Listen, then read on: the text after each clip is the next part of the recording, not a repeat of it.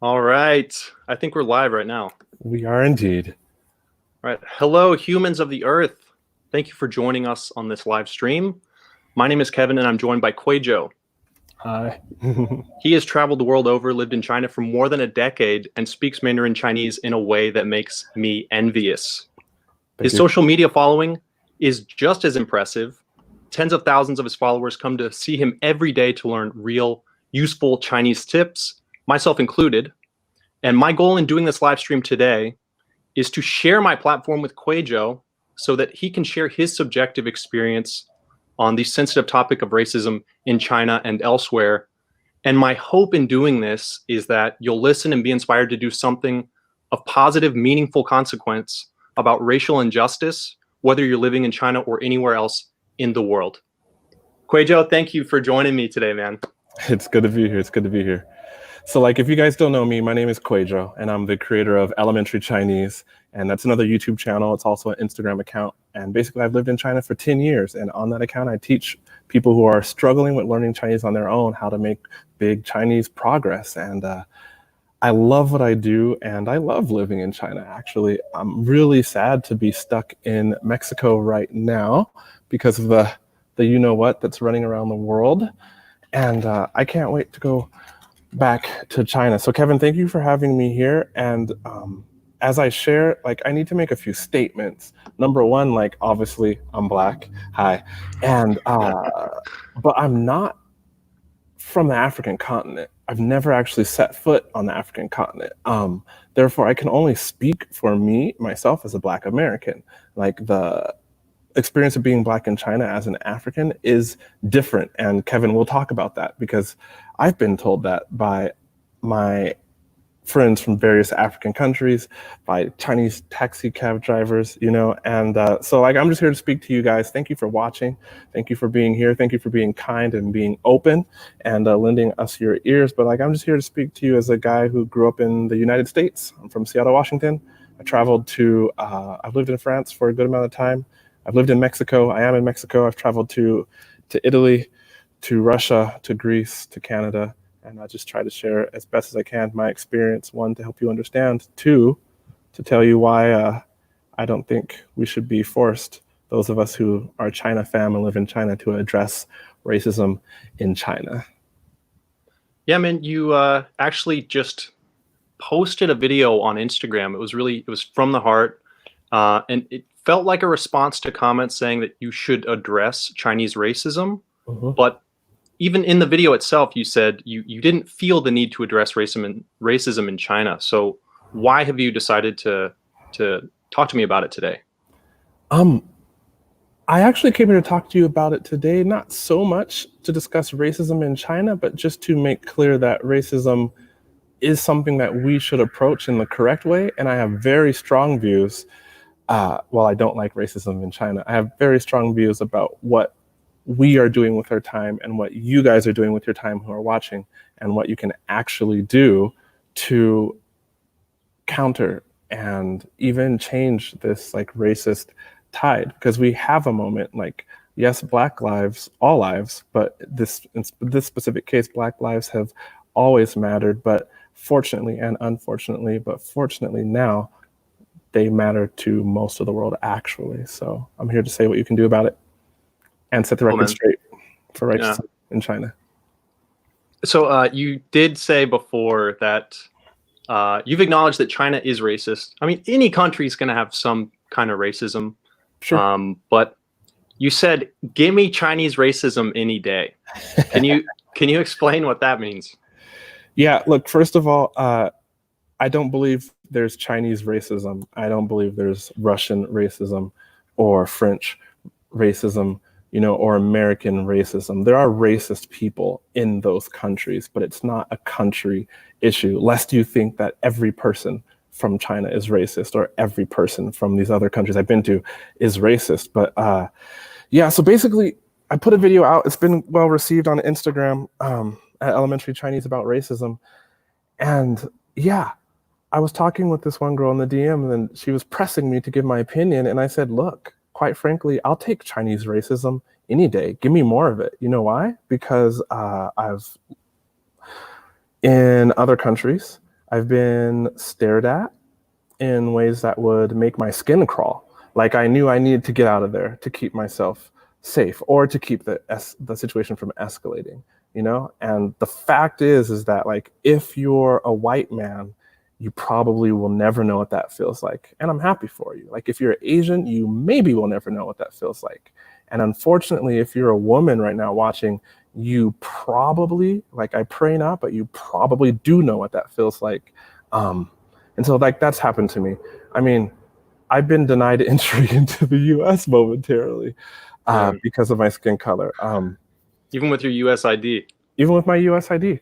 I mean, I've been put up against the wall, not in the US, I won't say what country, lest you want to point fingers at a specific country and their citizens, but I've been put up against the wall by 5 police officers and had all my belongings searched. I've been taken to an apartment that I was going to rent and seeing the landlord come up. The landlord caught a glimpse of me, turned around and walked away, would not show me her apartment. I've gone into stores and had like just the look. As in, get out of here, I don't want you here. And if you stay here, I don't want you buying my stuff. Like your money is not welcome here. I've gone into nice stores to buy things just before they closed and had the person look at me and judge me because of my skin color and then not want to help me, just want to like close up their cash register, you know, with 10 minutes to go. And then I drop like, you know, $900 and all of a sudden they're happy to like help me out, you know? And I can say that none of those situations happened in China. So just think about that for a moment. And when I say I'll take Chinese racism every day, I've never felt as a Black man my life in danger in China. Like maybe Chinese have said racist things to me. For sure they have, but I've never felt like my livelihood was threatened. I've never felt like my ability to earn money was threatened. Though kind of, because we'll talk about teachers of different skin colors, I think, in a moment, right, Kevin? Yeah, man. So, I mean, the bottom line is, you know, if we're foreigners in China, we are still guests who invited ourselves to the party, and I always try to think of myself that way. I invited myself to this party, and I don't think it's fair to project my own values and beliefs onto Chinese people. But that being said, there still are overt instances of discrimination. But for me, as a white person, particularly, you know, in like if you're trying to find a job in teaching, there's a lot more leeway for white people. One example of this that I think is really interesting here is, let me try to find this. While you find it, like, let me address some things in the comments and you can just cut me off when you do find it. Did you find it already? Yeah, I got it. Oh, okay, cool. All right, so can you see this picture? Yeah. So this is when I first moved to China. I was sending out my resume and applying for jobs all over the place. And because it's common practice to send a portrait of yourself with your resume, they want to see what you look like. And about a week later, after sending this picture out with my resume, I got a phone call and a guy was asking me like 2 questions about my ability, my resume. And then he was like, sorry, I hope you don't take this the wrong way, but are you Black? And I mean, it was both hilarious and heartbreaking at the same time, because I felt this sense of relief when I was able to say, oh no, I'm white. But I felt so guilty because at that moment I came face to face with my white privilege. So do you want to, sorry, man, do you want to address some of the comments over here? Sure, absolutely. One girl's like, how could you remain so calm? Like, and so if I lose my cool, then what does that accomplish? Number one, like that's one of like, it's one of my principles. And I've been in China for 10 years. Like if you've been to China, then you know that Chinese people know how to remain calm, even if they're very upset on the inside. Number 2 is, of course, I could never, ever point the finger at China and call them racist and expect for them to change. Like what you have to understand is like you are only alive for a finite amount of time.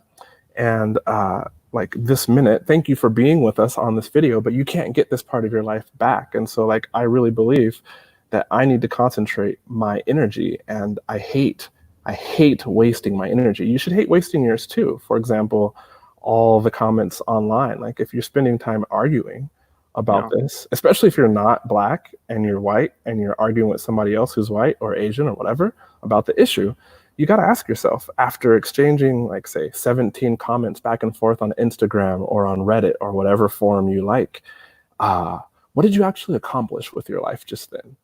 2 hours of your life is gone. Somebody might be angry at you. You're angry at them. You probably said, I will never talk to this kind of person, because this issue runs deep, right? I get it. But at the same time, what are you actually doing with your minutes and your hours and your days that's constructive? And I'll give you a constructive way to address this issue later on in the video. So keep watching, please. But I got to ask you, what are you doing? So back to China and back to being a teacher in China. I love this. Are you Black? Wow. Oh, by the way, too, I mean, I'm sure you've seen videos of like people being abused, like Black people in QUÁYjo, right? And it's like, of course, yeah, especially recently after the coronavirus. Yeah. And it's like, whoa, first of all, one video can go viral. And second of all, if you got really upset because you're not from China and you're like, oh, Chinese are racist, they must answer. You gotta understand one thing. If like the United States government plus like the European governments combined can't put enough pressure on China to change anything without going into detail, but if you know anything, then you know there's plenty of things that China should change about minority groups. But if they can't do that, then how can you do that? Right? You can't. Absolutely. You're powerless. No offense, but you got no power. So don't waste your precious life unless you do it in a way that can change. And besides, if you get upset at that video, then what about in your country? So I got not forced, but people were demanding on my Instagram channel, QUAYjo, you have to address racism in China. And like, even this one girl, I think she was from like a Scandinavian country. She's like, you have to address racism. I'm like, really? First, how about you, instead of telling me I need to address racism, get off the internet and go out to somebody in real life in your country and you address racism before you demand that I have to do anything, because I could not address the issue. That's my own right. So to China and teachers in China, you want to talk about that first, or just China in general? Yeah, well, first let me kind of bounce off what you just said. Yeah, for people to come at you and say that, you know, it's your responsibility to address certain things, I think is like a reaction to the anger and intensity everyone feels. And I think that it's like, particularly, I want to talk about that Blackout Tuesday just for a moment. Like, obviously sharing a photo of a black square is not a solution to systemic racism. But I feel like some people felt pressured to participate, or they felt fake, or that it was like a performative act. And then on the flip side, failure to speak up might, you know, convey that you are silently complicit in all this. And it's like, you're damned if you do and damned if you don't.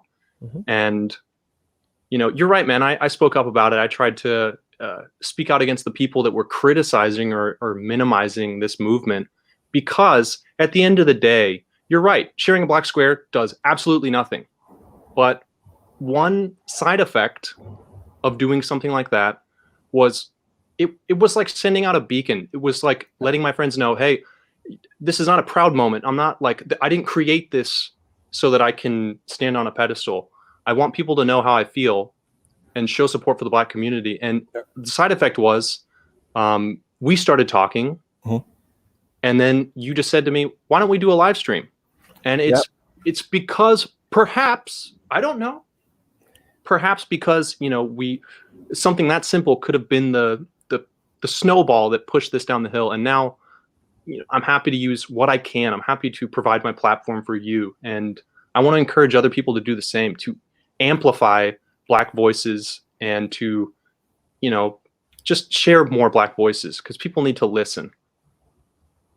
And I would say doing something, going out in real life, like point blank right now, if you have the courage to one way or the other, pro or against. I hope you're not pro racism, but if you have the courage in these comments right now to leave some of the comments that I'm watching you leave, if you have the courage to spend your time, well, not courage really, that's my point. It's really easy to argue right here on your phone when you're safe and far away, you're anonymous. So many of the comments I get, people don't even follow me. You can't even see their profile picture. Complete anonymousness, anonymity. Anonymity, yeah, dude.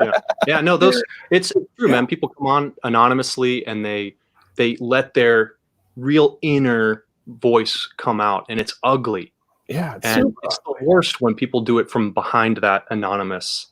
So I mean, the point is that if you're watching and you have had a conversation that's not a happy one or a civil one about this topic, yet you can't go out in real life to somebody who could actually make a change. I'm talking about like people who have, say, economic clout. You know, they own an actual shop, like they work in your company, or they own their own business and they're higher up. If you can't have a civil conversation with them, but you're arguing online, then you, my friend, are a hypocrite, like straight up, because you can be very courageous right here, miles and miles away, but you can't actually do it when you actually could get hurt. And when I say hurt, I mean emotionally hurt, right? Because when you have a conversation about something that matters, and I'm not saying you don't care, but in real life, you can actually be hurt emotionally. Somebody can say something and you can feel it, versus when you can't feel it really if it's just words, because you can just delete and block. So let's go to China, really. Yeah. Let's go to China. All right. Let's bring it back to China. Let's bring it back to China. First of all, I am not a perfect human being, and I've definitely done some really bad things. Yep, me too. Right? And so being in China, I got to understand certain things. One thing, if you don't know me, is I'm a positive guy. And I do believe that there are plenty of things that you can be disturbed about in your life. Like if you focus on the bad things in the world enough, then they really start to affect you, because they start to get inside of you, and then you start to become negative, and that can affect. And I definitely have gone there living in China. In fact, one time I let it affect me to the point where a Chinese person with his girlfriend went to take my picture, and I almost floored the guy. Like my hand was in the air and I charged, and he was like, probably his head was, I had maybe a good like foot on him. Okay. Yeah. And the point is that with so many negative things, if we're talking about being Black in China, with everyday comments and things like this pushing on you, you have to decide on purpose that you will choose to be positive. It is a choice. It's not saying that you're choosing to be blind to an issue, but you are choosing to go wherever you go to get positive. It's if that's quotes on Instagram, if that's to church or your mosque or your synagogue, but you have to go and you have to come out with something from within. Otherwise, you'll be consumed. And I see some people, and they can't have a level conversation because they're consumed by the hate and the rage. So I definitely don't stand for that. That's my values. China, I think since I'm not perfect, you can tell I have a lot to say. I think since I'm not perfect, putting myself in the shoes of a Chinese person. I lived in Xiamen, by the way, and China's not all the same. There's some commonalities, right? But it's not all the same. Just like I was born in the Northwest of the United States of America. As a Black man there, where it's really liberal, you know, and we all got our Starbucks coffee and Birkenstocks, it's not the same experience that a Black person experiences in the south of China, say in Atlanta, Georgia. If you don't know your geography, look it up on a map. It's different. So you can't say all China is the same. But in general, I met so many Chinese people who never, ever, ever, not even on TV, saw a Black guy. And that's just because you know how China media is. It's not open. It's pretty controlled. And so I got to ask you, if you're demanding that people address Chinese racism, or if you're just saying China's racist, they need to change, could you, in their shoes, if you had never in your life seen somebody that was a different color of skin than you, could you actually react the way you think you could react now? Especially if you grew up in a culture where it's okay to like point and stare. Like, you got to think about that. And don't answer lightly, oh yeah, I would. No, like, Think about it. You know? Yeah, man. Here's what I think about to say racism, that word in China, it's almost like a mistranslation of how Chinese perceive different race, because I think being recognized for your foreignness is not the same as, someone treating you like there's someone being a racist towards you. Someone just being like, hello from across the street, like you get sometimes just a guy, a goofy Chinese guy who just says hello. And you're like, oh, cause I'm different. Yeah. Oh yeah. I remember now.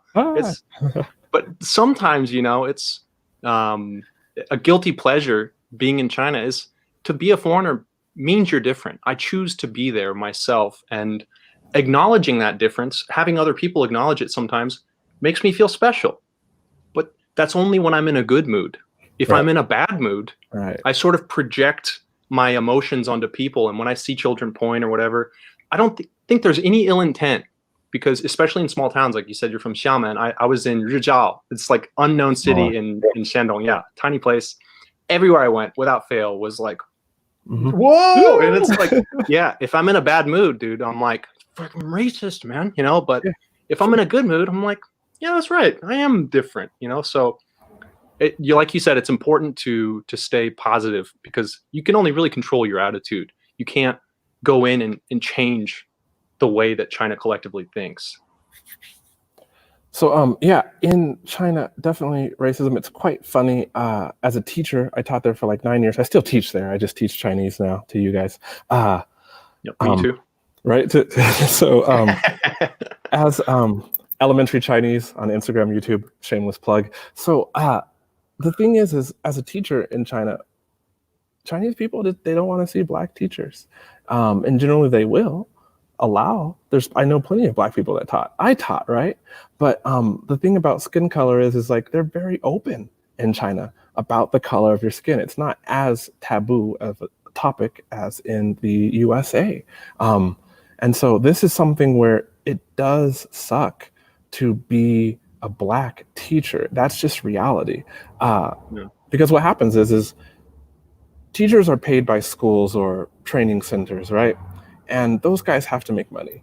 And so you could point the finger and say, oh, well, the bosses are prejudiced or the owners are prejudiced. But like, really, they're business people, many of which I've had the chance to talk to, which it's hard unless you actually speak Chinese and know a lot of the cultural context to even have a conversation about this issue and understand the Chinese perspective. Yet I can understand, like, I don't agree with it, but I can understand. They're business owner, and the people that pay them are parents, and parents care about their kids. And there's tons of competition in China. So if like one school decides to hire a bunch of Black teachers because they feel like it's the right thing to do, they will literally go out of business. If you haven't been to China, you don't understand. Go to China and you will see. So it's funny, I'll tell you a quick story. Basically, after teaching in a Chinese school in Xiamen, which is in the south, a little island right across from Taiwan, I got to be really good friends with the staff, and the head teacher in charge of all the other teachers asked me if I could recommend a friend. And I was like, do you mean a white friend? Or are you also wanting me to recommend a Black friend or a yellow friend? And people are like, can you talk like that? You Chinese people talk like that all the time. And she was like, oh, thank you for asking. Like, she sincerely meant it. And she's like, just a white friend, please. And at that point, well, what do you do? Except for that is how they do, because a Chinese parent, of which I've talked to maybe not 1,000, we'll say hundreds, like, they're going to look at someone who is of Asian descent. And if you're Asian, put like thumbs up in the comments right now, especially if you've been to China. But like, if you're Korean descent, if you're Vietnamese descent, if you're Japanese descent, it doesn't matter. When you go to China, people will look at you and speak Chinese to you super fast and normal, because they'll be like, you're Chinese. If you don't speak back in Chinese, they're like, what's wrong with you? So parents, it's even worse for them when they try to find work, because like an Asian American who speaks better English than me, who has like a master's in English or education, will go to China and they're like, oh, let's get this guy without any degree because he's white, because that's what the parents want. Exactly. Or even white and from, I don't know, Hungary. I like Yeah. people from Hungary, but let's say they can't really Yeah. speak that good of English. Yeah. But the Chinese person, and yeah, color does matter so much. So the Chinese person may not even pick up that they have like a super thick accent. So like this is a problem. Like for sure, like if me and you, Kevin, went to get teaching jobs, like you would get more teaching jobs than me, and I would have to super prove with all of my extroverted charm that like I am good at Chinese, and show on paper all this, and yeah. Yep. You're right. It's 100%. It's more of an uphill battle for you for sure. That being said, I've still held over 6 or 7 teaching jobs. That being said, it sucks, but I still have plenty of friends from like various countries in Africa that teach, So Yeah. that's the thing. It's never like all or nothing. Just because racism exists doesn't mean you can't go and accomplish something. I feel like also what's important to distinguish here is this is very specific to teaching. Teaching the English language in China is one field where most foreigners get involved, but there are plenty of others in the digital spheres, whatever your profession is. And I've worked in digital marketing I worked at a digital marketing agency, and at one point there were only like a dozen of us foreigners in the office with as many Chinese, and two of my foreign colleagues were Black. And it's a testament to, if you have skills, if you're competent, if you're a good team, if you're good on a team, you'll get hired for how good you are. But teaching, I feel like, is where most of the discrimination is for hiring foreigners. Yeah. Yep. Straight up. I have worked in other jobs besides teaching, and I didn't experience as much racism, but I definitely had plenty of questions, which is the other thing that you notice. Like, as somebody who is not Asian, like as somebody, if you're white in China, if you're Black in China, you get lots of attention. But depending on the city, like I enjoyed living in Xiamen, but it's deep south in China, and like every day, probably like 20 times conservative, someone would point their finger, usually a kid, and be like, "Hey, Ren," like it's a Black man, right? Yeah. And that's okay there, but it shouldn't be okay. And so so here's the thing. In Xiamen, my wife, who is white, she would say that when she was by herself, Kevin, like she felt like people are always pointing and staring, right? But when she was walking with me, she would say 100% she felt like she doesn't exist. Even in Chinese, I could always hear, they'd be like, "Look, a foreigner and a Black man." It's like we have our own category. Yeah. And I'm laughing. It is. What can I do? What can you do but just repeat what's true? In China, that's my point. What can you do in China? What are you going to do? Change it? Are you going to talk to, and like, I tried it. Trust me, I tried it. I tried talking to Chinese people, and some just like didn't get it. Others did. But the point is like, what are you going to do? Talk to 15 Chinese people, if you can even speak Chinese, and educate them. And the next day, 15, and the next day. I mean, you could be doing that for the rest of your life. But I do like living in the north of China. Shout out to the north. And Tianjin is where I live now. Well, whenever I can get back there. I haven't been there since January. But I remember the first time, it's right next to Beijing. I remember the first time I went there, and I went to a bakery. And as soon as I was in the bakery, a kid looked at me, and then the kid tugged on like his mom's coat, And I was like, oh, surely here it comes, right? And all the kid said was like, I want, I don't know, a piece of cheesecake or a donut. The point is that they didn't stop and stare at me. And but you still reactively thought like he's about to say it. Well, sure. Can't hear it. Yeah, of course. Kevin, I studied in China for 2 years, right? In Beijing.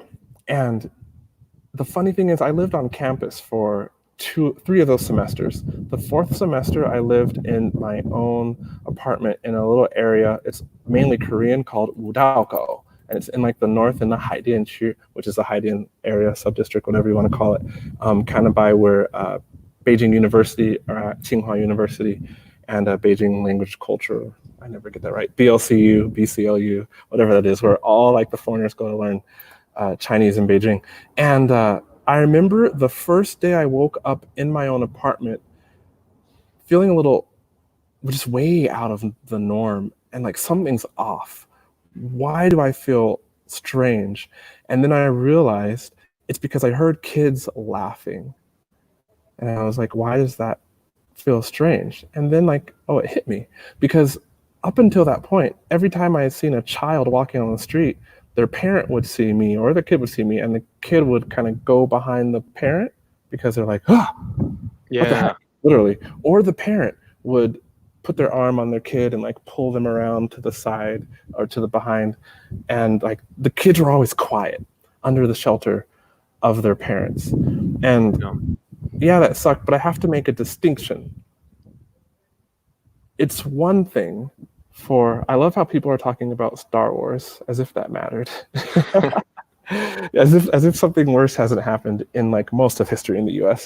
But the distinction is like, again, a Chinese person that's never seen a Black person and reacts like that is different from an American, because I'm an American. I can't call out the French folks or the Russians, I'm an American. But it's different from an American who has seen Black people all his or her life and reacts like that, Like if you've seen Black people in movies, if you've grown up around Black people, you've seen them everywhere, basically, and you act like that, it's more like a choice. Like it's racism. Whereas, dare I say, in certain cases, not all, but in certain cases, a Chinese reaction could just be one that's more of ignorance than racism. I'm not saying it's there's definitely many situations where it's racism, but it's not always. And even if it was, I would go to say that it's not necessarily the same that you would see in the States. What do you think, Kevin? I agree, man. I agree. Given the history of the United States, it's you just can't really compare it to China. It's a homogenous country. It's been around for 5,000 years or however long, China will say, before it was united. But sure. When people that don't fit the description, the general description, come in, it's noteworthy. And I don't think almost all the time there's any ill intent, but that's coming from someone who's white. And I think that white foreigners in China do have a distinct privilege, like what I indicated with that photo that I showed when I applied for a job. And so, yeah, man, that's why I wouldn't feel comfortable speaking about this unless I had other people who represented the Black community here with me, Well, sure, of course. Yeah. And that's probably a good thing, It's probably a good thing. Yeah. Hey, look, there's a question right here. She's like, do you prefer being referred to as Black or an African American? Like straight up, it depends on who's calling me Black or African American. And there are more Black people in the US than African Americans. You do realize that, right? Like, I have friends who are Black in the US and they are neither African nor American. So if you're going to call everybody African American, like, think about how they feel then, right? Like, so I feel like plenty of white people or politically correct people want to say like African American. This is a sensitive issue, but not every Black person is African or American. And just because they're in the US and they may have lived there, like, it doesn't mean they're actually American or African. So just think about that for a moment. Like, dude, here's the thing, man. It's hard. It's hard because I think a lot of people in the white community want to speak out and want to do anything that they can to improve the racial injustice, particularly in the United States. But it's really hard to do that without sort of like, people just don't feel like you're qualified if you're white, or people feel like you're white splaining, or like that you're some, But that's natural. Given the history, like, of course nobody would really want a white person to use any. I mean, that's just the facts. Like, we can't get away from it. So you might as well just call it what it is. Like, it's harder for you to call somebody Black than it is for me. Like, there's certain words that you just can't say because people will look at you wrong, and there's certain words I can't. Of course. Say. Like, but that's the history. What can we do except for just say exactly how it is? Yeah. So but at the same time, somebody said they use that word white splaining, and I tend to be like pretty diplomatic in my language. As people in the comments are realizing. But this guy was like, oh yeah, sorry for like having to white splain. And I'm like, look, here's an issue. Like, just because you're white doesn't mean like it's your fault, like, you know, and you have to apologize for all white people, which is the same reasoning that because I'm black, I'm not going to apologize for all black people. Like, Yeah. And if you don't agree with me and you're watching, tough, I don't care. So QUÄYjo, man, we've had a great conversation up to this point. We've talked about a lot of different things, and we've sort of tried to bring it all back to the center. Yeah. And I think the most important question of this video is, how can we do something of positive consequence about racial injustice right now? What can the people of my community do? Okay, cool. If you're a Monkey Abroad follower, fam, and you are in, I'll say, the quote unquote free world where you can actually go out and do something and not, well, I mean, there's plenty of people that watch and they're in countries that they better not go out and protest, you know, and, or that might endanger their life. So we're fortunate to be Americans and in the US, despite being black and from the US. And I guess I'm not sure if we're going into all that history here. I don't know if that's outside of the scope of our conversation, but if you're an American and you're black, but especially if you're not black, here's what you can do that actually makes a difference. Quit wasting your time talking online. Post your black square or your black circle, whatever you feel like, because that does matter in media. But what actually matters is talking to people that can change something in real life. So we are not all created equal in terms of reach, lest you skew this. We're not all equal in the terms of reach that we have. We are all equal human beings, but we do not have equal influence. So I would say right above having a conversation that's pointless or inflammatory online is just talking with your friends about it. Because guess what? Like, if you're black and you're talking with your black friends, like, good for you. If you're white and you're talking with your white friends about how this needs to change, good for you. But those are your friends, and what really could happen? What I propose is that you go out, you actually sacrifice your life, give up your life for the issue, like so many other people have. And I don't mean die. What I mean, I was like, wait a minute. That's why I say it like that, though. But like, seriously, give up your life. Your life is your time. Your life is your money. Those are the two important things. You trade literally pieces of your life every week to get money. So your money is your life. Like, you can't go back and get your time. Like, we literally are 20 minutes, it's morbid, but we're 20, 30 minutes closer to death than we were before. Like, so you guys that are watching, even if you are opposed to how my view is or Kevin's view is, like, you're still here. You gave us some of your life. So I appreciate it. If you really didn't like what we're saying, quit giving us your life and leave. So go out in real life and give your life.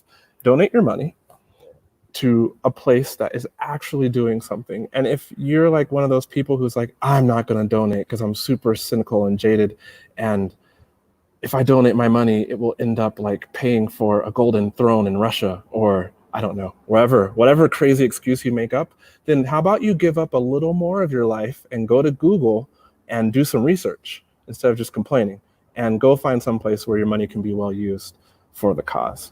That's one thing. Otherwise, if you're not going to give up money, and I don't mean like donate $15, like, I'm just going to call you out. If you're like buying Starbucks, right, every day, plus a dessert, and you're dropping $10 at Starbucks, you got like a $25 a week Starbucks habit, and you say you really care about this, and you post some black squares, but you can't even give up something that hurts a little bit, $50, $75. Sorry if this is you, Kevin. I don't think it's you. I dropped 25 cents in the tip jar, though. That counts, right?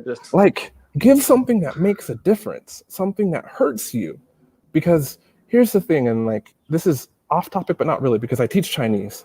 I tell people all the time who are learning Chinese, like, they want to DM me and they want to ask me, how do I learn Chinese? As if I could tell them how to learn Chinese, right? And I've given so much free advice. Here's the thing. If you don't pay for something, you don't really value it, and you're not going to really do anything. So like, people that ask me how to learn Chinese for free, even people that ask me how to grow a social media account, like, maybe you've had this experience too, Kevin. You tell people what to do and they didn't pay for it. They don't listen to your advice. And so here's the point. if you care really about fighting this racism issue in the US, you need to actually do something that hurts you a bit. Either it hurts your wallet or it takes your time, because then that will cause you to actually care more, and it will bring you closer to doing actions of true consequence. So give your money, or if you are brave enough, go outside, and the next time you go into a store, or on purpose right now, instead of looking on your phone or just talking to your friends, if you see somebody, talk to them that's working at the store about the issue. There you go. That's hard. That's a stranger. And you're talking to them about it. Except for right now, most people in the US are recognizing the issue and willing to talk about it. Or, let's be honest, because of the social pressure to be quote unquote aware and on the side of Black people right now, you can force people into talking about the issue. Like, you can literally have a captive audience in a civil way. I'm not advocating go and argue. But, Yeah. you know, you can talk to people on purpose at your work who are your superiors, who have more say in the workforce, because Black people experience tons of, maybe not at least outright discrimination at work, but there definitely is a reason that Black salaries on average are, I forget the statistic, it's something crazy, like 40% of white salaries, let's say. I don't know the statistic. Somebody in the chat, go and Google it right now and come back with it. There's a reason that like Black wealth in the US is like, I don't know, 1/10 of white wealth, right? But is you on the computer going to help that? Or is you talking to somebody who you work with? Like, I know all you guys in the chat don't work at the same kind of jobs. Some of you are waiters, some of you are servers, some of you are programmers, you know, like the code. Some of you are teachers, right? Go talk to somebody who's your boss that's not Black about the issue. Go talk to Asians about the issue and implore them to do something now, because more people are listening. And if you risk literally like your emotions, because they might not agree with you, but if you risk it in real life, talking to people who have what I will call economic clout or social power, if you go and do that even 5 times, then you will have a way larger impact than talking in the comments and arguing online or in forums somewhere. So that's what I think you should do. Yeah, man, just talking online, nothing ever gets accomplished. You know, like you said, you just end up blocking someone and you're angry. They block you, they're angry. Yeah. You know. Yeah. That's it. Yeah, man. So I think, man, I think we covered all bases. What do you think? Do you have anything else that you'd like to add to this? Like I said in the beginning, after traveling to different countries, it's like, if somebody wants me like to explain racism in China or like be really upset, it's like, guess what? I experience racism in all countries, and I personally am not going to make myself feel bad because you feel bad and you feel like I should address something. Like, if you feel bad, rather than telling somebody else that they need to do something, like, go do something yourself. That's it. It's really that simple. Really that simple. I'm in Mexico right now. Why don't we see what's going on in the comments really quick? Yeah, they just asked. No, I'm in the United States. We cannot return to China right now. Yeah, we're stuck outside of China. Yep. Can't go back. Oh, here's a comment. Since we're going to respond to comments, normally I don't, but yeah. Mr. Party is private. Let's give him a little bit of space. Don't think China can change. I'm jaded. Yeah. He's been I love he's been a loud person. Yeah. I love it. What else? Are there real questions that we can actually answer from people who okay, I want to ask you, QUÄYJo, how do you feel about the backlash of like people in China? I don't think that this is happening as much as people say. I think it's just more when it happens, people speak up. But foreigners that are being denied entry into restaurants or the gym or I saw a comment where someone said they were denied entry into the gym for being foreign. when do you think that's going to improve? Because that never happened before coronavirus, you know? Do you think that's something where the US No, is going that's to have to happened. act That's first? happened. No, that's happened. That's happened. The U.S. will never change anything about China. Like anybody that thinks the U.S. will, again, I already addressed that at the beginning of this video. Like the U.S. has plenty of beef with China. Whether you For sure, are but pro, but Chinese cannot enter the United States right now. Do you think that they're probably just kind of waiting for the United States to make the first move and open up their doors before China will open up its doors and subsequently I don't open? know. Kevin, I'm not going to go there. I'm not. All right, yeah, sorry, yeah, Well, I didn't no, want to get so you can try, political but you either. can't drag me there because, like, again, what's the point? And there's so much we don't know about politics. I don't know That's true. enough about Plus, politics to even talk yeah. about it here. Plus, our livelihoods probably depend on not talking too much about it. Exactly. But what I do know about is I would need to be, if I was an African in China, I don't think we talked about that. Is there anybody actually in the chat who's been to China? Can you guys say something so like we can know like who's been there? But like, for example, my friends that are from different African countries, whether it be Namibia, whether it be Zimbabwe, whether it be Botswana, I don't know why those come to mind, but lots of Kenyan friends. I guess just because like you take like Nigeria, you take Ghana, and you have some of the more developed countries, and there's tons of people in China from those countries. But they tell me it's a lot worse to be an African in China than it is just to be Black in China, because Chinese do differentiate. And that is true. Like when I see a Chinese person, they'll ask me where I'm from. And I always have to have an argument because I'll say, oh, I'm from the US. And they're like, Black people aren't from the US? God, dude, that's from the US? Yeah. It's so awful. I know. I've been with my friends when that's happened, and it's crazy. And I love the Kobe argument, God rest his soul. But like that's great because you want to like explode a Chinese mind. You're like, who says that Black people aren't from the US? Because not all Chinese are like this, but many times I get asked, and sometimes people want to argue with me, and I'm like, do you know who Kobe is? Yeah. NBA? You like basketball? Yeah. Where's he from? And then it's like the wheel is grinding to a halt, and they're like, So true story, my friend Kaylee, I miss her so bad. She's white and she's from South Africa. She had a taxi cab driver who, when she told the taxi cab driver that she was African, right? He pulled over because he saw some Black people walking to the sidewalk, and he pulled over and proceeded to like tell them that she was lying and saying she's African like they were. And I was like, wow. She was with my wife in a, because she's a good friend of both of ours, in a massage parlor getting a massage. And here's another thing that went down, you know, like, because a Chinese person usually will ask you where you're from, but like you probably at a party, like we always go to those, oh, where are you from? What do you do for work? Like the worst stupid questions to meet somebody. So they asked where they're from. And, you know, my wife is from the States, Michigan. And then Kaylee's like, yeah, I'm from South Africa. And the Chinese person was like, you're African?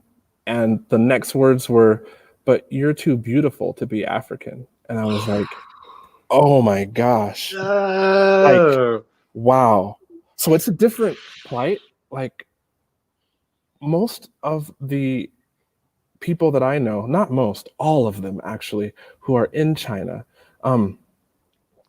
Actually, if you guys want to know a little bit about Chinese racism, this is probably something you're not just going to Google and see on the internet. So I'll give you something you probably can't get anywhere else. But if you're in China, you know that China gives scholarships to African countries, right? To students who are the best of the best, the brightest of the brightest, and brings them to China on scholarship to study, to be doctors, to be surgeons, to be engineers of all stripes. And it's a soft diplomacy play. And if you don't know what soft diplomacy is, the United States does it too. Where basically, if we want friends in other countries, then we're going to give scholarships to people who have influence or are up and coming in other countries, so that they will be friends of America because they spent time in America. Therefore, they're less likely to hate America, literally. Like, I mean, it's shrouded in political and politically correct terms, but that's what we're doing. And China does it too. Many countries do it too. So they're doing that. Not that that's the only motivation. Another motivation. I think Xi Jinping's daughter studied at Harvard. Probably.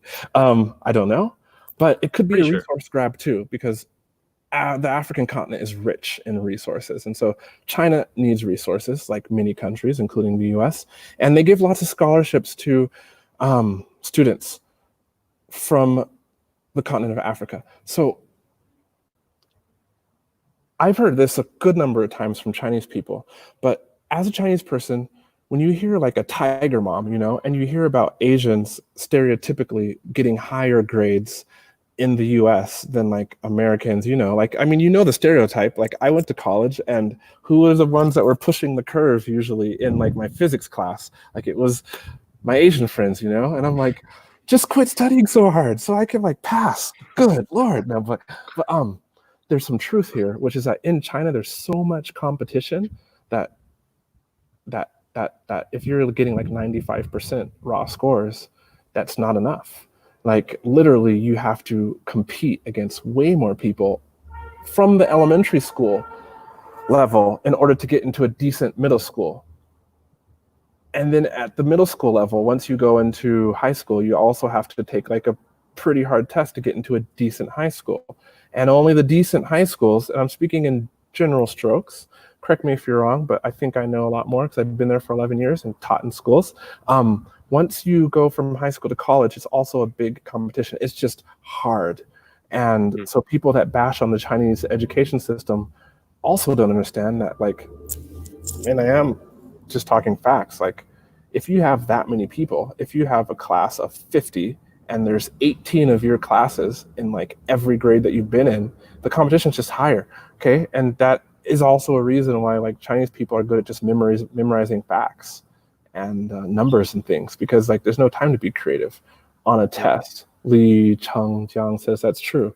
And so as they're going up, for a Chinese person to get into these colleges is hard, to get into these name colleges. We're not just talking Beijing, you know, and Tsinghua. We're talking like any city you're from in China has like a normal college. Like they're called like Shifan Daxue.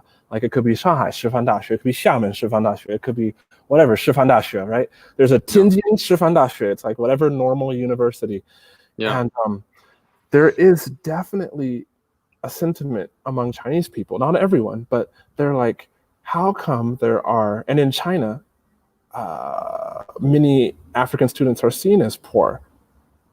And Chinese people are like, if it's so hard for a Chinese person to get into a real, not a real college, but a very prestigious college or even a normal college, how come the Chinese government is giving scholarships to African students to come and study in these colleges? And then how come majors are being created like in English to help students who are brought into China on scholarship to study at these Chinese universities? And I can kind of understand that viewpoint. I mean, could you imagine, like, how hard is it, Kevin, to get into, I don't want to completely dominate the conversation, but how hard is it to get into Harvard, right? No. Like, and Yale and Princeton and Stanford, right? Like, I'm not getting into those schools. Like, as an American, if those schools started giving massive amounts of scholarships, say out of 1,000 people, I don't know, even 50 of them were Chinese, and they were going on like full ride scholarships, their housing was being covered, and even the schools were starting to make the majors, like they're starting to hire teachers that can speak Chinese, and all of a sudden you had like engineering major or economics major, but completely given in Mandarin. Could you imagine like how crazy that would be? Like, no, like that would get shut down in the US. Absolutely. There would be so much there would be just people getting ugly. All of a sudden, Chinese people would be like discriminated against, like overt. Yeah, because Chinese isn't the lingua franca. And I think that Americans like to sort of project the lingua franca onto anyone that comes into the US, even though we don't actually have an official language, which is ironic. Because when you go to China and you're like, ni hao, people are like, whoa, your Chinese is great. And then, you're in the United States and like you get an indefinite article misplaced in a sentence and people sort of judge you for not speaking perfect English. Yeah. So, the whole point of that was just to say that I understand, like, though I don't agree, I understand how like a Chinese person could be upset that in their eyes, somebody that's like way poor, that's brought into their country, could be getting better treatment than they know that they ever could get. Like, I would be upset, if absolutely. I knew that people that were going to like Harvard or something, and they weren't even like American, and they're given a full ride, and it was happening a lot, or not a lot, but I don't think it's right. But all I got to say is my African friends put up with a lot more than I ever had to. Like, teachers straight saying things about their country that aren't true. Teachers talking about like animals roaming through the streets. Like, I've heard some really uncomfortable things from like my Kenyan friends, for example. And what I didn't finish saying, but I should finish saying now, is that like every African student I've met in China like doubles my intelligence, like not all are working on their masters, but like so many I meet, it's like, what do you do? Oh yeah, I'm getting like my second master's. I'm a PhD candidate. What do you do? Like engineering things that I can't even pronounce. I'm like, tell me again what that is. I had this crazy, something happened to me like physically, and it was a pretty scary moment, right? And literally one of the people that helped me was this African med student who was already in his residency, already practicing in his residency though as a surgeon, okay? And he was from a francophone African country. So he went to China and he's learning in he is doing it in Chinese, because you still can do degrees in Chinese. So he did all his med study, Kevin, in Chinese. Man. English was his second language. French was his first language. And I'm just like, let's throw Chinese in there. And let's become. Yeah. Oh yeah, no joke. Because he had to call my doctor, who when the doctor's office answered or whatever, they're looking at my records. Like, the American doctor wasn't there, so it was a Chinese doctor. The dude is taking Chinese notes. And then he took me out to the pharmacy to get the right medication, and I'm just like, wow, dude. Wow. So anyway, that's a whole different wavelength. I can't imagine. I'll stick to social media and blogging and stuff. So yeah, I guess we're kind of near the end. You want to keep going? I mean, obviously, white privilege is obvious in China. I mean, white privilege is obvious everywhere. It's unfortunate. I don't like it. Nobody really likes it. But what are you gonna do? You're cutting out just a little bit, man. Did you move to a different spot where maybe the connection's not as good? Sorry. I go back here. Yeah, that first spot was the primo connection spot. Was the primo connection spot? But okay, I'm gonna have to stand up then now, because my bench is over there. Well, you mentioned white privilege a second ago in China. I think maybe not just specific to white privilege, but just foreign privilege in general exists en masse. If you go even without a degree in some cases to teach English, specifically English, okay, you can get paid 3 times as much as a Chinese person whose profession is the English language, who knows how to convey the English language, teach it in a way that Chinese people are probably more receptive to, and who works much more hours. You can still get paid more than them with far less credentials. And as a person who has seen this firsthand and who has unfortunately benefited from it, it does make me feel sad, because I don't want to only focus on negative racism in China. There's also the sort of positive discrimination that people have for foreigners when you go there, and that's, I can't imagine that same thing happening in the United States, Nope. I think maybe we need to recap a few things, because there's surely people who have not stayed here the whole time, but it's like the whole point we're talking about this is because people were calling on me to address racism in China. And I kind of went and did that, but in a way that most people didn't expect, which is to say that if you're not Chinese, what are you really going to change by addressing the Chinese racism issue? Like, you could talk here in our chat and sound really good, but what are you going to change? You know, you can't change anything. So like, I literally said, you're wasting your time if you want to like call for Chinese racism to change. Like, you're wasting your time. Just like you're wasting your time if you're going to call for like American racism to change. But why aren't you posting a black square? Yeah, right. Oh, and that's another thing. Like, I told, and here's the thing, like, if you have a black friend, like, you have to be sensitive. Some people got angry at me because I didn't respond to them. But it's like, do you understand how many people, like, sincere or not sincere, are asking me about my opinion on the issue? It's like, this is my business. Like, if I don't like teach, then I don't eat, you know? So take the time, especially like if you're not black and you're just sympathetic to the issue, which you should be, but take the time to actually research it on your own before you demand like literally the part of the life of like your black friend to explain to you what you could have done on your own as far as research. Because plenty of their lives have already been demanded of them in ways that you can't fathom if you're not black. So I think we talked about so many different things, man, and it's been a great conversation. And almost all of it's just been off the cuff, which I like. Do you? I mean, dude, I took a lot of notes here to make sure that I could like always sort of bring us back. But I got you. Yeah, you're better at speaking off the cuff than me. That's why I felt comfortable doing this with you, because you know I know I would kind of freeze and need some time to think about what I want to say next. Sure. But I just want to talk one more time about the real meat and potatoes, and that's what can we do with positive consequence right now? You said addressing people of authority positions, but when you say that though, what do you talk about? How do you approach someone in a position of authority, and what specifically can you say? How can you make a difference through dialogue?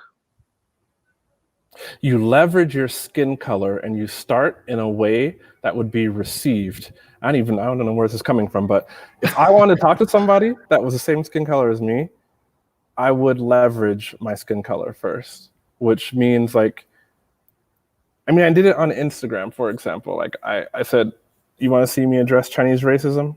And then plenty of people watched, and then I said what I had to say, which was basically saying, if you want to address Chinese racism, you're wrong if you're not Chinese. So like, if you're white, then throw out something that a white person would respond to. Like, that's it. And once the conversation has started, then you can take the conversation to a constructive place, Like, if you're Asian, I mean, I have no idea. I'm not Asian. I'm not white. Like, I would imagine, actually, I don't even like imagining, because how can I speak? I'm not of that race, but like, I would imagine how some Asians can feel. Like, there's like a stereotype that like all Asians are smart and have money, but usually what people are talking about is like the model Asians, which in the US that usually means you're Japanese, you're Korean, or you're Chinese. Like those Asians, yeah, they do tend to have lots of money, but there's also plenty of Asians who are not, quote unquote, it's a term, a model Asian, even though I hate that term, but to describe somebody from Laos, from Vietnam, from Cambodia, or like from India, because I think India is part of Asia. Yeah, it is technically. And so I wonder, as an Asian who's in the US, who also has experienced racism in a different way though, but still, how they could feel. Like, I wonder if I was an Asian and I would feel like, why is it all about Black people? Like straight up. So as an Asian then looking to start a conversation with another Asian, maybe I would voice something that I know is going through the mind of somebody who is like me, right? Or at least who looks like me, and say something like that to start the conversation on equal ground. Basically what I'm saying is establish a conversation on equal ground and then take it to positive territory right away. Like, that's all I can say. So what about your friends who may not agree with you and they try to Have a belittle you? Yeah, and it's conversation. That's, yeah, that's yeah, absolutely. That's still my solution. Go out to stores in real life, have that conversation with people that work there. If you have a job and you are actually making money, then you need to have the conversation with coworkers. Like, you need to just say, what do you think about this? And then if they say something that's uneducated or stupid, like, you got to correct them in a civil way. Like, you got to talk to people who are your superiors. um, you just got to have the conversation, but out in real yeah. life, not here online where there's no consequences. Like, I mean, I appreciate you guys that are watching right now and commenting, but like, a lot of what you're saying is straight up nonsense. And so, like, and even if Yeah, it and was you can true, start with your family too, I yeah, think. You know, yeah, some people, I think they probably have very different opinions than some of their family members, and that could be a good place to start. yeah, And then, yeah, sort of move further and further outward, and then eventually start a blog, and then get the voice out, get your message out. yeah, yeah. That's definitely true. It's definitely true. And That's the research, you know, if you're in the yeah. US, research. Like, uh, it was so unfortunate, but this white guy I was talking to, he told me, he was like, he said something along the lines of, black people had a chance to get their act together when Obama was president. And in my mind, I was like, seriously? Because that Ugh. totally shows that you have like no understanding of history. Like, how could 8 years of anything correct like 300 years of something, you know? Yeah. So, like, do research, you guys. If you're watching, if like you want to know, like, if you're black and you need to know more because you don't know, like, just go research. If you're white and you need to know more because you don't know, like, start with slavery, the basics. Start like, when did slavery end? And don't get caught up in the dates. Just round to the nearest 20 years, because who cares the exact date, right? um, and then do the math. How long since slavery ended until right now today? And then you will see that black people in the US were slaves for longer than they're free. You know, look up Jim Crow laws, put some dates on the paper, and look, when did slavery end and when did Jim Crow laws start? Then go research more on what the Jim Crow laws actually meant for black people in the US. Go research how it affected housing. Go research about how it affected the court system, how it affected loans, how it affected many of these things that non-black Americans, I guess back then, just you had, well, you got Native Americans, you got Asians, and you got white folks, and you got people from wherever. But the point is go research how those laws made it legal to literally keep black people out of some of the most significant economic advancements in the United States history, for generations, not just three, not just four, for generations. And then you will begin to understand some of the rage, rightfully so, that black people are expressing. And then you will begin to understand why it is that you don't find black people living in rich white suburbs, you know? But you have to do your own research in order to have an intelligent conversation. And you can't give in to people like, my party is private.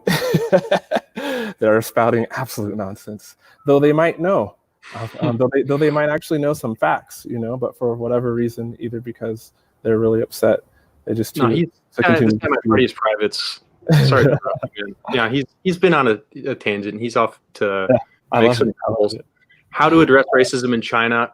Learn U.S. history. Done. All right, bro. I get it. You know, we're discussing lots of different things here, and yeah, the topic that brings QUAYjo and I together is our experience in China. We're of different races. We have Yep. different experiences in our lives in China, and that's what makes this conversation unique. And I Yep. think that given what's going on in the United States right now, it's now is a more important time than ever to come forward and express yourself and learn. Just Yeah. listen and learn. And admittedly, before a week ago, I was never someone who's vocal about Black Lives Matter in any sort of movement. I Sure. always thought, you know, just, well, you know, I'm not against it. I'm not going to go out and march on the streets. But now is the time to discuss it and to learn about it. and to have conversations like the one that QUAYJo and I are having right now. So yeah, it started off about China, but I think that generally you have to sort of bring, you got to bring all players in, the United States, China, because we're two of the biggest countries in the world that have very different but unique and just histories that are shaping the world probably more than almost any other country. So that's my little rant. No, that's fine. That's a rant. Like, it's okay. I mean, I understand. That's the thing. Like, I don't know how many people, not to put you down, but like, I don't know how many people watching haven't actually left the US and spent significant time. Like, I have my good friend Naveed, you know, he's from Iran. He runs a umbrella factory, or he used to. Brilliant accountant, right? Spent tons of time hanging out with him because, you know, good friend. And he was explaining to me how it sucks for him to travel because you know what his middle name is on his passport? Hussein. Oh, man. He is hating life like when he travels. Wait, but Barack Obama's middle name is also Hussein. Exactly. And so, you know, you can still take it and turn it into something good. It's a whole different deal for like somebody from Iran who literally can be discriminated against because of their skin shade and their passport and their name, you know, and to bring it down to like what really matters. And probably when we should just end this because it's going to rain, but I was hosting an event in Beijing called like the Beijing Pizza Festival, big old event, right? And I run into this guy and his name, I've heard such stupid things, such evil things. Like this one guy, Tariq, was talking to me in DMs and he got expelled from his school in China because some Westerners, Americans and Europeans decided that they thought he was a terrorist. So they thought it would be nice. Either they were genuine or they're just really stupid. I guess you can be genuinely stupid, but they were complaining to the Chinese people, like who were running the school, a university, about him and that they didn't feel safe to the point where this guy, so he told me, got like expelled and his scholarship canceled. Which is to say that I was at this pizza festival, burger festival, whatever I've hosted or been at both. And I meet this one guy who knows me and through a mutual friend, and his name is Wahed, you know? And like, if you guys only speak English, especially with you with opinions, like Wahed is definitely an Arabic name, you know? And so like, we're just talking, we're chill, you know, right? And then it's like, I'm like, so where are you from? He's like, Afghanistan. And he's like, yeah, your people are dropping bombs on my people. And it's like, see, that is something that if you have not been outside of the US, you just can't understand. And your perspective is very limited, which is why you have to try really hard. Like for people who are like, how can you be so calm? Or how can you, you know, da-da-da-da-da-da-da-da. Well, like when you experience so many different cultures and situations that are legitimately hard to continue having a conversation through, when you meet other human beings, for example, people that have paid me to learn Chinese and they are from Iran and they work in the Iranian oil industry in China. Think about that as an American, you know, an Iranian person is paying me to teach them Chinese.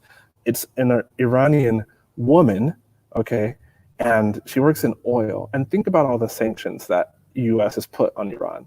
And not to get political, but this is people's lives. If you meet somebody in person, it's a whole different conversation than if you just chat about them in the chat or watch TV, whatever TV channel you watch, conservative, liberal, doesn't matter.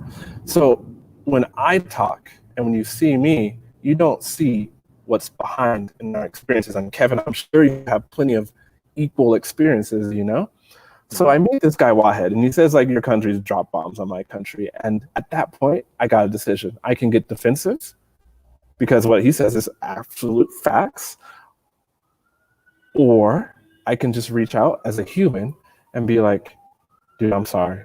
And I can't even begin to even apologize because I can't even begin to understand what's affecting and how it's affected you.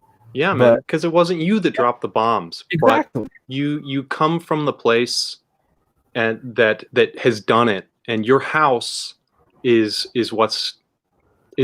where the problem is. So I get that. So and I make a personal play. Like, you know, we're two people right here, and we can be beside our governments. We can never forget, like, we can never leave our nationalities and our race, but we're right here. And he was like, yeah, man. And I mean, he was cool. He was super cool. Like, he said it in a joking manner, actually, is the point of all this. But like, you got to deal with people. You got to deal with people at the end of the day. It's raining, Kevin. It's literally raining. I know. And you're starting to cut out. I feel maybe the rain might be affecting your Wi-Fi or something. But literally, the computer that runs my whole business is going to get soaked in water because it pours in Mexico here. So I guess this is goodbye. All right, dude. Let's end with the elementary Chinese exit. Oh, I'm a Chinese teacher, so yeah. Thank you for going. Good study. Wait, hold on. Ready? Hold on. So elementary Chinese, good study. Good study. Day. All right, guys. Hey, yeah. Thanks for coming on here, QUAYJo. It was a great conversation, man. And my first time doing a live stream, and I'm glad that it went well. And everyone else who showed up here, even the people that were talking shit, you know, we're still happy to have you here in the comments because, come on, I know what a lot of people wanted to hear, but there's just certain things that can't be discussed. I love it. There's certain things that we have no power to change. Certain things that everyone here knows about, but we can't change. And so it's not our place to discuss it because I think it'll do more harm, particularly for us two individuals, than it will do good. So thank everyone. You gotta be responsible when you have a platform. It's easy in the chats, but when you run a large YouTube channel, you can't just say anything. It's absolutely true. You gotta be responsible. Oh, 中文都可以. Thank you, everyone. See you later, Kevin. 中文都可以.